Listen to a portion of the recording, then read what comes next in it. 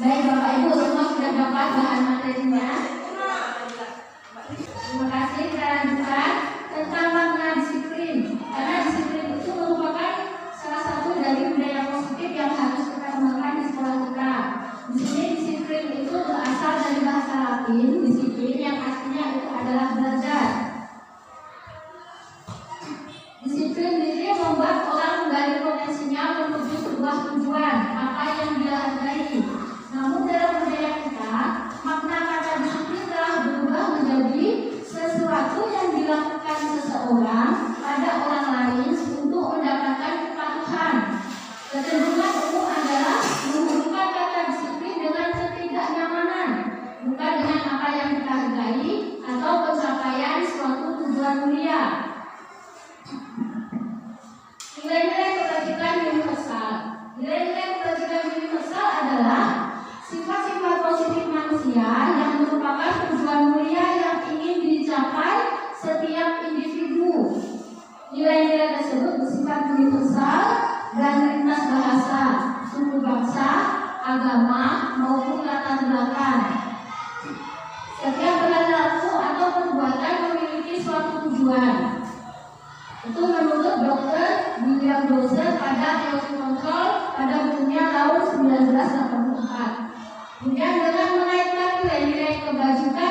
yang diyakini seseorang, maka motivasi intrinsiknya akan terbangun sehingga menggerakkan motivasi dari dalam untuk dapat mencapai tujuan mulia yang diinginkan.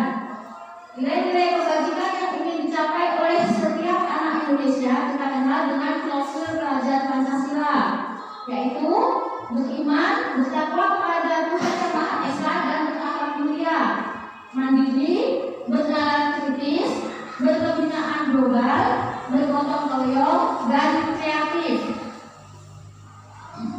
Kemudian kita sekarang masuk ke teori motivasi, hukuman, dan penghargaan restitusi. Teori motivasi perilaku manusia itu ada dua, Bapak Ibu ya, motivasi eksternal dengan motivasi internal. Sementara untuk motivasi eksternal itu ada dua juga, yaitu yang pertama untuk menghindari ketidaknyamanan atau hukuman. Kemudian yang kedua untuk mendapatkan imbalan dari orang lain. Motivasi eksternal itulah yang biasanya ada dalam anak didik kita ini, karena mereka itu masih tingkat SMP, jadi mereka itu masih ingin mencari jati dirinya. Mereka masih ingin menunjukkan ini loh, aku seperti itu. Jadi mereka masih mempunyai motivasi eksternal, karena yang pertama untuk menghindari ketidaknyamanan atau untuk menghindari hukuman. Bagaimana caranya agar tidak dihukum? Dia terpaksa harus mengikuti peraturan sekolah. Seperti itu, Bapak Ibu ya. Kemudian yang kedua, motivasi internal untuk menghargai diri sendiri. Maksudnya di sini menghargai diri sendiri itu dia punya prinsip bahwa saya akan menjadi orang yang seperti apa bila saya melakukannya. Itu adalah motivasi internal.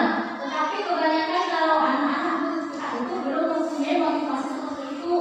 Itu adalah kita yang lebih dewasa biasanya kita akan menjadi apa?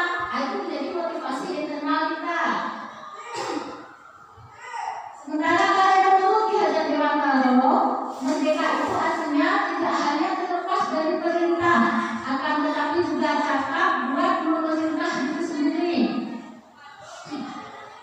Bentuk-bentuk program kebajikan atau apresiasi. Dalam memberikan apresiasi atau pengakuan, perlu diingat ada beberapa hal, Bapak Ibu ya. Yang pertama yaitu beri pengakuan secara khusus, yang kedua beri pengakuan secara pribadi, yang ketiga beri pengakuan kepada semua murid, kemudian beri pengakuan secara konsisten, dan yang paling utama itu adalah fokus pada proses.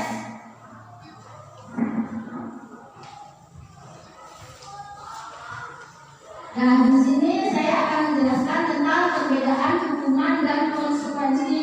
Karena kita harus bisa membedakan bagaimana yang hukuman, mana yang konsekuensi, mana yang harus kita berikan kepada anak ataupun tidak.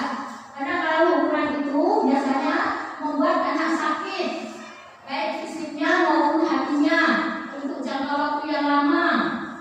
Kemudian anak membenci kedisiplinan, kemudian mendorong anak menyakiti diri sendiri, kemudian anak belajar untuk membunyikan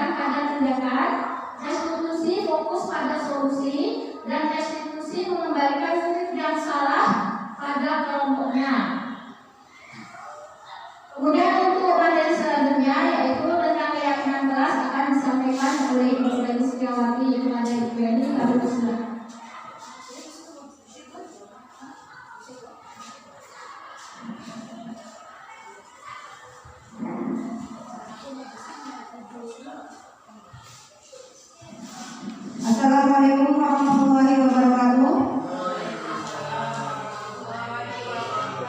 Ya, semoga Bapak Ibu mulai di sini semuanya tetap semangat untuk mendengarkan pemaparan materi dari kami.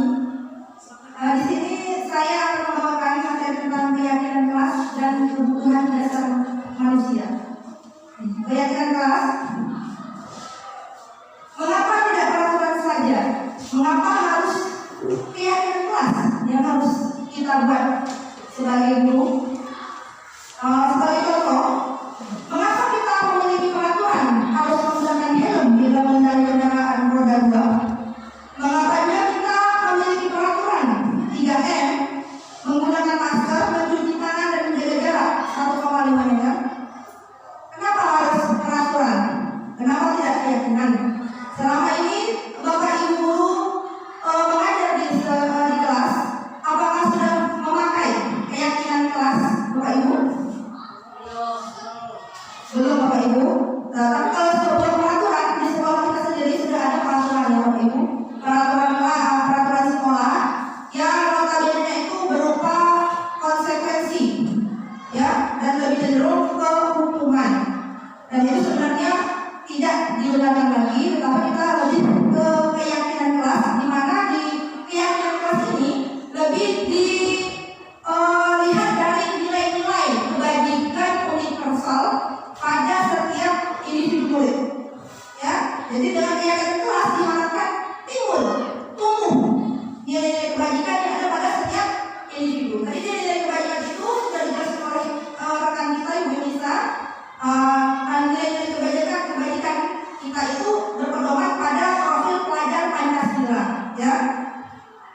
Untuk mengapa kita memiliki peraturan yang menggunakan helm bila mengendarai kendaraan roda 2?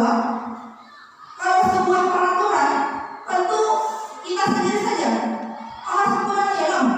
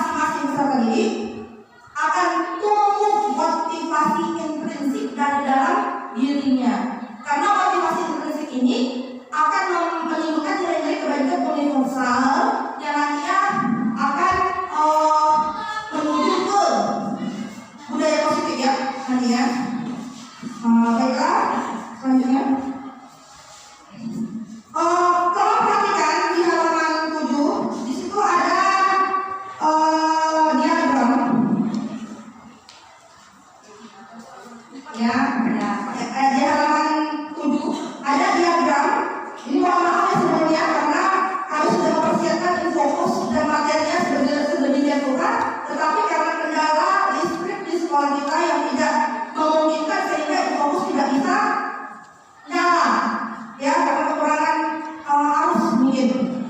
Nah, jadi di situ udah kami kopikan materinya, di situ ada diagram. Dari diagram yang Bapak Ibu lihat, di situ apa yang Bapak Ibu bayangkan? Apa yang Bapak Ibu terpikirkan kalau Bapak Ibu? Supaya bisa memaparkan. Ya, yang ini Bapak Ibu. Ya, Ibu Revi. Ibu Revi. Ya, ya silakan.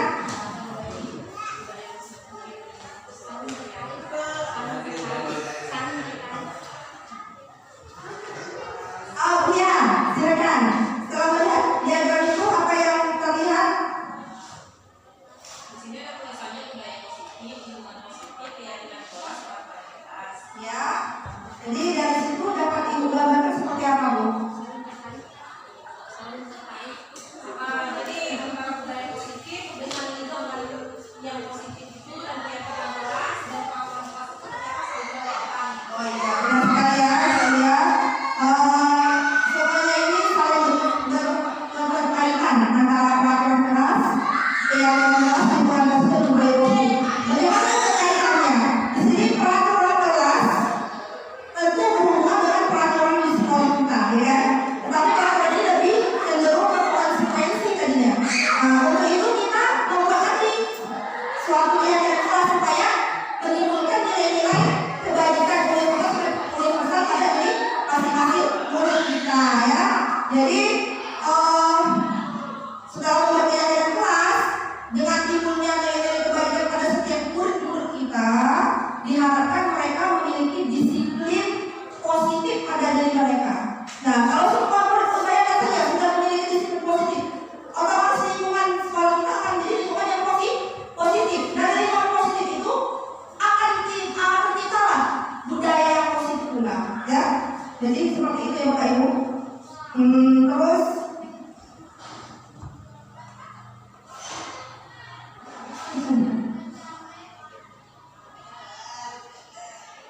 sebagai contoh ya, ini seharusnya menyenangkan kalau memakai fokus, tapi karena ya sekali lagi karena kondisi ya Bapak Ibu, mohon maaf. Di sini ada peraturan yang dibuat, biasanya di sekolah kita juga ada nih.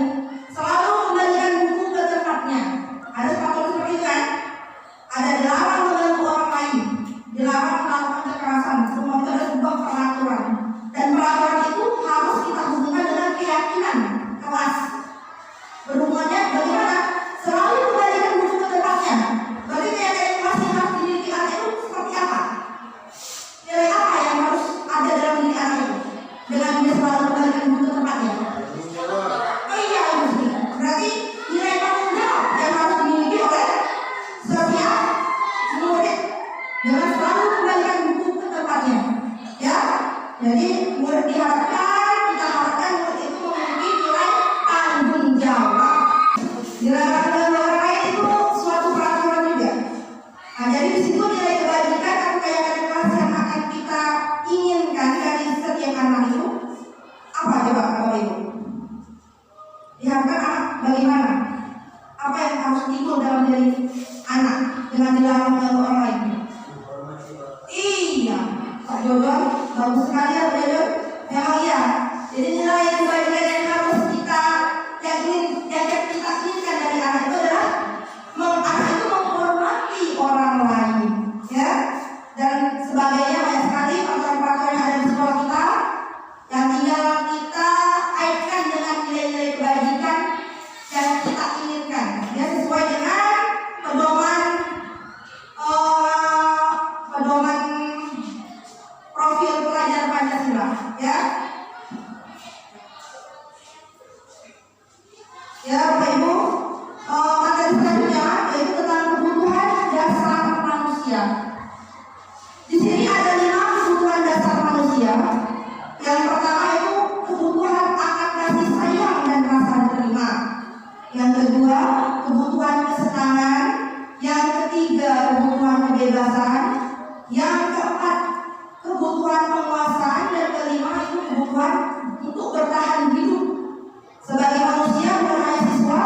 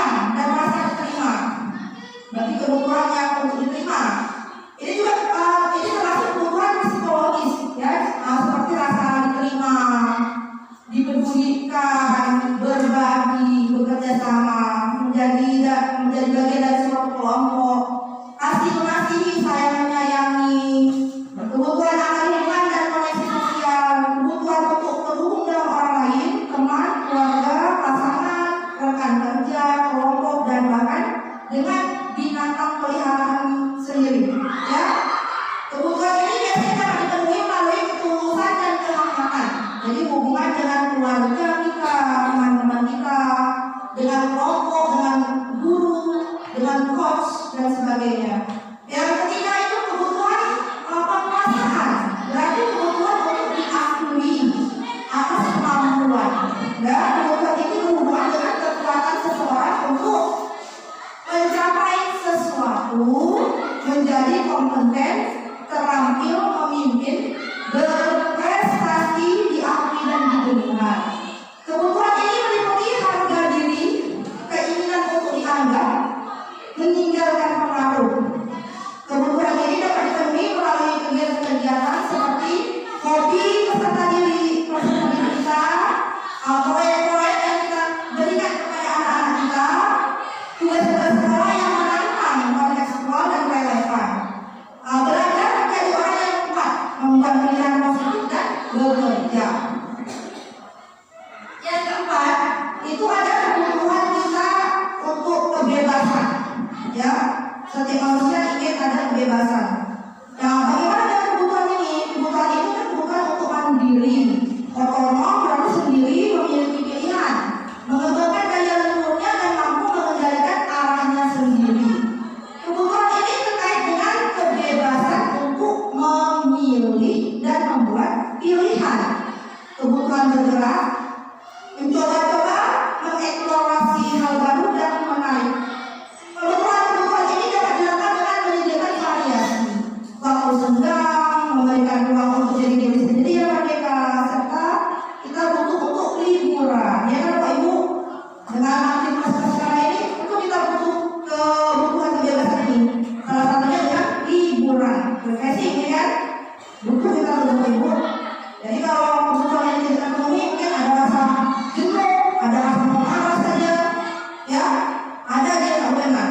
Jadi memang kebutuhan dasar manusia ini memang harus terpenuhi dalam setiap diri individu. Yang kelima, kebutuhan akan kesenangan. Bagaimana kebutuhan akan kesenangan ini? Baik kita pendidik maupun murid, kebutuhan untuk mencari kesenangan, butuh humor, butuh bermain, bersenang-senang, bergembira, antusiasme dan tertawa. Sangat kita butuhkan sebagai pendidik maupun untuk murid-murid kita. Glasser menghubungkan kebutuhan ini dengan belajar. Menurutnya dengan bermain kita sekaligus mempelajari banyak keterampilan hidup yang penting. Biasanya kebutuhan ini juga dapat dipenuhi dengan menyediakan tantangan, gurauan dan pembelajaran yang bermakna.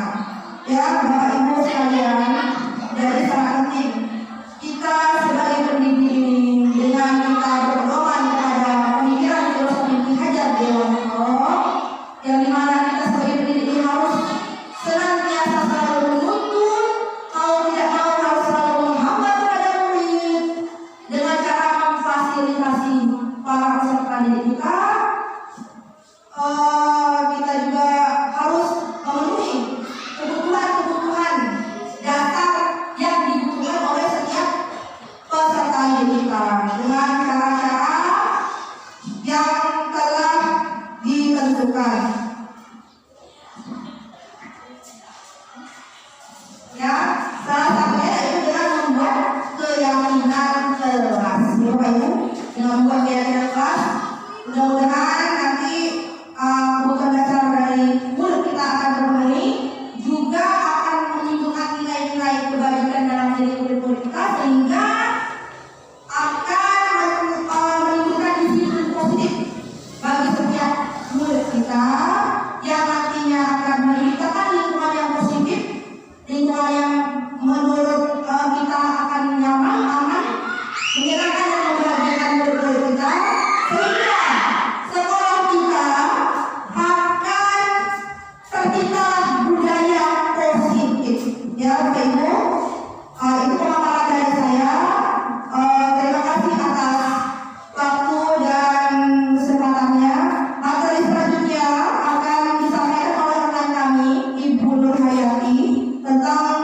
segitiga restitusi. Kepada Ibu kami persilakan.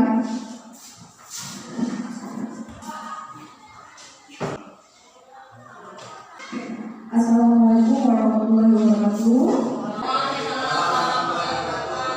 Selamat pagi Bapak Ibu guru hebat. Ya alhamdulillah ya kita masih diberikan sehat sehingga kita bisa melanjutkan kegiatan kita pada hari ini. Baiklah Bapak Ibu, sebelum saya menyampaikan materi saya mengenai 5 posisi kontrol dasar 3 restitusi, karena tadi disinggung oleh teman saya, pada dasarnya setiap manusia mempunyai kebutuhan dasar. Ya. Yang kelima tadi adalah kebutuhan kesenangan. Pada kesempatan ini saya mempunyai ice breaking untuk kakak, ya, supaya apa? Supaya kita semua senang, merasa senang dan bergembira. Ketika saya menyebutkan saya suka makan, nah itu kan 3 kata. Nanti Bapak Ibu lanjutkan lagi, misalnya makan nasi goreng, ya. Bisa dipahami Bapak Ibu? Ya, bisa ditambah ya. Baiklah, saya suka menari. Ya, silakan. Ibu Dian. Menari jaipong. Ya, kata Bu. Menari jaipong daerah Jawa Barat. Menari jaipong Jawa. Ya, ya. Sekarang kita mulai lanjutkan dari kata Jawa. Pak Ijal, gimana Pak? Jawa. Jawa. Jawa Barat, Kota Kemang. Jawa, Bapak, Kemang. Ya, Pak Ijal ya. Jawa, Kota Kemang. Lagi silakan Pak Zulhijjah. Kemang. Dia saya ya. Ya, Bapak Ibu ya. Banyak hal yang bisa kita lakukan untuk menciptakan sebuah kesenangan. Nah, sama dengan anak didik kita Bapak Ibu ya, sebagai pendidik kita itu harus kreatif. Ketika mereka bosan, ketika mereka tidak senang dengan pelajaran kita, nah kita harus bisa bagaimana suasana kelas itu menjadi menyenangkan ya Bapak Ibu. Baiklah, pada kesempatan ini saya akan memaparkan suatu masalah dan saya akan meminta Bapak Ibu membawakan kira-kira solusi apa yang sering Bapak gunakan untuk mengatasi masalah tersebut ya. Misalnya Bapak Ibu, ketika Bapak Ibu mengajar ada satu siswa sering terlambat, bahkan mungkin setiap hari. Bapak bagi anak mengajar, sama guru harus yang terlambat boleh 15 menit, boleh 20 menit. Nah, kira-kira apa yang Bapak Ibu lakukan untuk mengatasi masalah tersebut? Ibu ya, Ibu ya.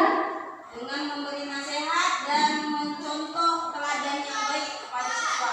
Ya, benar sekali ya, memberikan nasihat, terus menjadi teladan. Benar Bapak Ibu, kita ini guru memang ada teladan bagi anak didik kita. Setiap perkataan, setiap perbuatan akan ditiru mereka.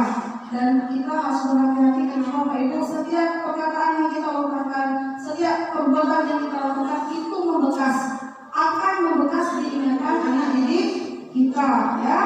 Baik, coba kita lihat Bapak Ibu, ada 5 posisi kontrol ya. Yang pertama itu penghukum, membuat orang merasa bersalah. Posisi kontrol yang ketiga sebagai teman, sebagai pemantau, sebagai manajer. Nah, kira-kira dari kelima posisi ini mana sih yang sering kita gunakan di sekolah kita? Bapak Ibu, berbagi sedikit pengalaman saya ketika saya mempelajari modul ini, menonton videonya posisi kontrol, itu saya tertawa ya, tanpa semuanya lah. Kenapa? Karena ternyata yang saya lakukan salah. Tapi saya bingung ke depannya sebenarnya saya itu bagaimana dengan keadaan anak didik seperti ini, kita tahu bersama. Jadi sebagai pendidik saya harus bagaimana? Ya, baiklah posisi penghukum. Ini pernah saya gunakan. Bapak Ibu pernah menggunakan posisi penghukum? Pernah. Apa Ibu? Ya. Contohnya saja Ya kalau membuat dia nggak tugas kita suruh warna bendera. Terus besoknya dengan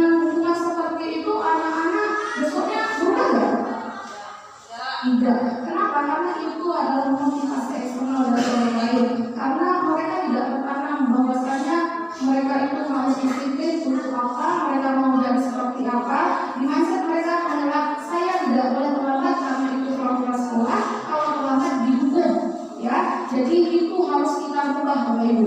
Yang kedua, membuat orang merasa bersalah. Pernah diterapkan Bapak Ibu? Pernah juga diterapkan Sri? Contohnya kita menasihati dia, lalu kita berikan gimana rasanya kalau kita di posisi itu. Nah, benar ya Bu Sri ya. Ketika dia berbuat salah, kita bilang, kamu jangan kayak gitu, coba kamu yang kayak gini. Kalau ibu kamu ngomong ibu nggak dengerin, kamu gimana? Atau seperti yang saya lakukan, saya sering banget kalau di menasihati anak-anak, saya sering bilang kasihan ya orang tua, jangan kayak gitu, orang tua berusaha payah. Ternyata tidak boleh Bapak Ibu. Kenapa? Karena itu kita akan membuat dia merasa bersalah. Tapi efek kedepannya pada saat itu dia merasa bersalah, ya. Tapi kelanjutannya itu akan berakhir Bapak Ibu, karena itu hanya bersifat sementara dalam KPD. Terus sebagai teman, nah ini yang paling bahaya. Kalau dulu kita dekat gak sama Bapak Ibu guru? Dekat kan enggak? Tapi tetap ada batasan nggak? Ada. Karena kita tahu bahwa dia siapa? Dia itu pendidik guru kita, ya. Tapi anak sekarang tidak bisa. Ketika kita membuat posisi sebagai teman, mereka berbeda dengan kita lagi jadi bu, sebentar bu, sila bu. Kenapa? Karena kita membiasakan posisi teman, sehingga tidak ada batasan antara seorang guru dan seorang siswa. Ya, itu juga tidak boleh. Terus sebagai pemantau, ya, sebagai pemantau kita hanya memantau saja apa yang dilakukan anak-anak. Tapi posisi yang harusnya kita lakukan sebagai seorang pendidik adalah posisi manajer. Dengan posisi manajer seperti perusahaan yang ada Pak Zulhidayat, ya. Posisi manajer ini kita bisa sebagai teman, sebagai pemantau. Sebenarnya sebagai teman itu bagus. Kenapa tidak bagus? Karena itu akan membuat mereka ketergantungan. Misalnya ketika mereka terlambat, bu saya terlambat, menit kamu masuk aja. Nah, dengan begitu, jadi di mindsetnya sudah tanam itu dulu teman saya besok pas saya terlambat nggak apa-apa, nanti ada pasti deh yang handle saya kalau terlambat. Apa ketika berbuat salah, itu ke guru lain terus kita, kalau udah anak saya nggak apa-apa. Jadi mereka tanam ada pikiran kita, ada guru yang akan handle masalah kita di sekolah itu juga tidak boleh ya Bapak Ibu. Jadi mulai sekarang mari kita bekerjasama berkolaborasi. Banyak hal harus kita perbaiki ya, banyak harus perbaiki seperti kata Kak Hade, Bapak Ibu, saya mungkin Bapak Ibu sedang lebih berpengalaman. Ketika belajar ada satu tulisan yang membekas di hati saya, kata Ki Hajar Dewantara, Bapak Ibu, anak didik kita itu bukanlah sebuah kertas kosong. Tahu nggak?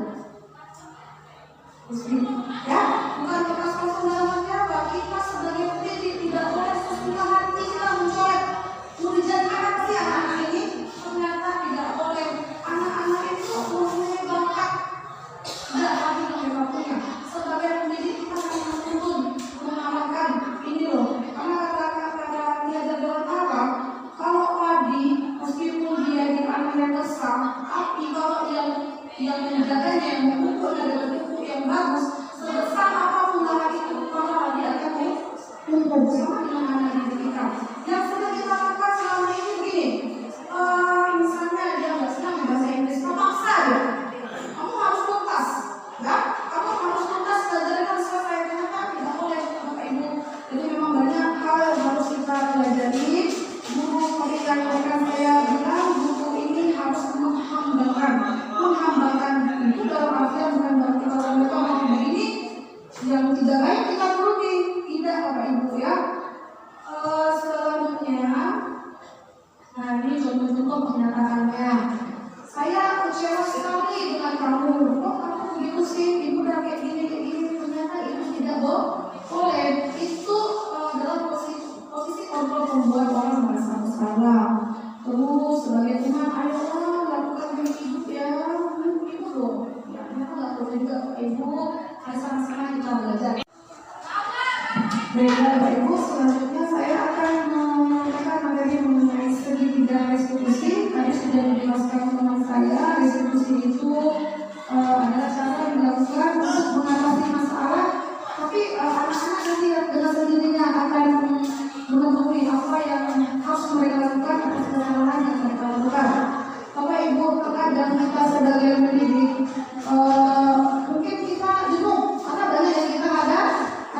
ya apalagi anak-anak sekarang. Ya, udah semangat kita mengajar, mereka nggak maju, ya, tidak membuat PR, tidak membawa buku. Baik Bapak Ibu, selanjutnya saya akan menyampaikan materi mengenai seni restitusi. Tadi sudah dijelaskan oleh rekan saya bahwasanya restitusi itu dilakukan agar anak-anak mengetahui apa yang harus mereka lakukan atas masalah yang sudah mereka lakukan. Sebagai pendidik kita menuntut mereka untuk menemukan solusinya. Bapak Ibu, dalam ketika anak melakukan sebuah kesalahan, kita langsung mau marah, ya. Aku begini kamu juga lagi, itu aja terus orangnya, ya. Ternyata tidak boleh Bapak Ibu. Setiap perbuatan yang dilakukan manusia itu pasti ada alasannya. Habis telah dijelaskan oleh rekan saya tentang kebutuhan dasar manusia. Tapi masalah satu kebutuhan ini tidak dirasakan oleh anak-anak. Ya, itu mereka mencari perhatian di dalam kelas, ya. Banyak hal yang dilakukan mereka itu sebenarnya melakukan menunjukkan bahwa ada kebutuhan yang tidak terpenuhi oleh diri mereka. Nah, sebagai pendidik, ya memang kita harus mereka, ya, harus memahami apa saja kebutuhan dasar. Memang kita harus memahami bagaimana setiap karakter peserta didik kita harus kita pahami. Untuk segitiga restitusi, Bapak Ibu, ada 3 langkah yang bisa kita lakukan. Pertama yaitu menstabilkan identitas, menanyakan keyakinan kelas, validasi kebutuhan, ya. Ketika anak berbuat kesalahan, kita tanya dulu, tadi ibu benar kamu begini loh, terus cerita. Nah, dengan mereka bercerita, nanti kita tanya, kira-kira nilai keyakinan mana sih yang sudah kamu lakukan? Karena memang kita berdasarkan tidak hanya wali kelas, setiap guru memang harus bersama-sama siswa membuat keyakinan kelas, kesepakatan yang disepakati bersama. Ketika dia oh ya bu, saya berantem bu, saya nyolek buku ini, saya tidak mengajar rumah saya. Nah setelah itu kita validasikan kebutuhan yang kita tanya. Nah menurut kamu kira-kira solusinya apa yang bisa kamu lakukan? Jadi kita memberi space kepada mereka, memberi ruang kepada mereka untuk mereka dengan sendirinya akan menyadari yang saya lakukan itu kurang tepat, melakukan keyakinan apa solusi yang harus saya lakukan, ya. Jadi Bapak Ibu, itu saja yang bisa kami sampaikan pada hari ini mengenai budaya positif. Baiklah, saya mengucapkan terima kasih. Kami pada saat ini ada sesi tanya jawab. Pada sesi pertama kami buka 2 pertanyaan. Silakan Bapak Ibu yang mau bertanya, ya. Silakan Bapak Ibu, kami buka sesi pertama 2 pertanyaan. Ya, Ibu silakan beliau. Terima kasih kepada Ibu Nohayati, Ibu Salomari dari Inspirasi Pagi. Pertanyaan dari saya, bagaimana cara menerapkan budaya positif di kelas?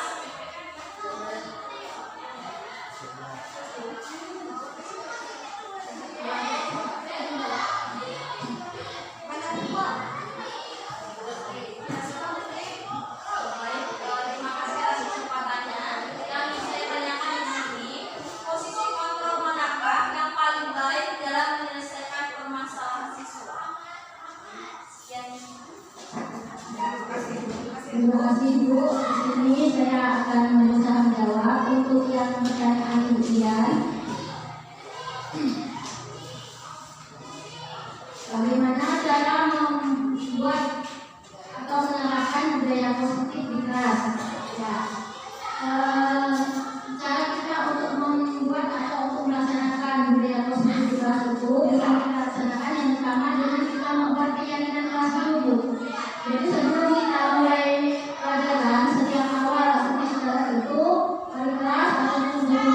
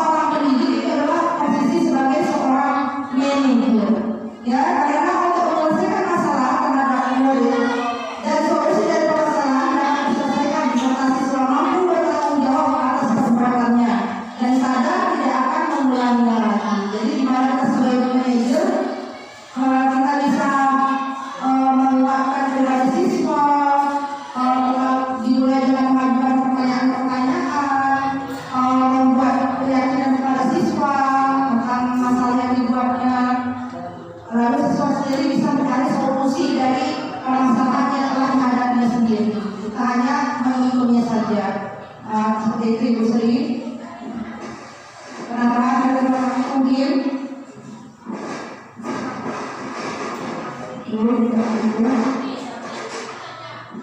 Baik Bapak Ibu, mungkin saya akan